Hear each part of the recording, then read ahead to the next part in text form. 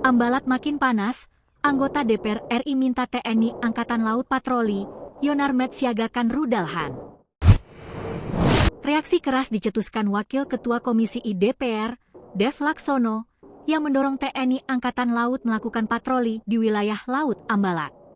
Imbauan ini sejalan dengan program TNI Angkatan Laut yang dikutip dari situs resminya, menggelar operasi pengamanan di Ambalat sejak Februari 2025 lalu, mengerahkan 2 kapal perang KRI Oswald Siahaan dan KRI Ajak 653. Baru-baru ini, rudal balistik Han disiagakan, terutama sistemnya, di markas Batalion Artileri Medan ke-18, Yonarmed 18 Buritkang Tenggarong, sejak 1 Agustus 2025. Wilayah strategis ini dapat menjangkau Ambalat, Sabah, Tawau, bahkan IKN. Dev mengatakan, PM Malaysia Anwar Ibrahim dan Menlu Muhammad Hassan yang menyebut objek sengketa itu sebagai Laut Sulawesi perlu diperjelas.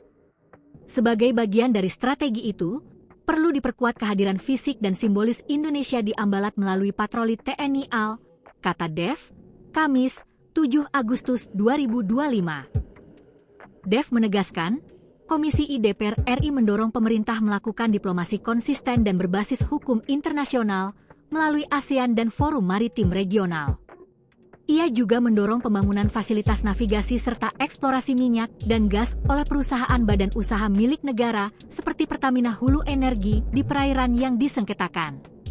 Aktivitas ekonomi dan sosial juga harus digalakan untuk menunjukkan kontrol de facto Indonesia atas wilayah tersebut, ujar Dev. Politikus Partai Golkar itu juga mendukung rencana kerja sama Indonesia dan Malaysia melalui Joint Development Authority atau pengelolaan kawasan bersama. Dengan syarat adanya kejelasan batas wilayah dan mekanisme pengelolaan yang transparan serta adil bagi kedua negara, ujarnya.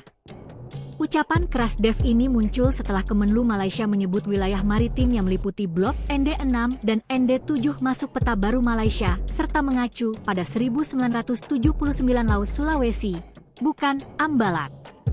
Sebab, Ambalat merupakan istilah yang digunakan oleh Indonesia.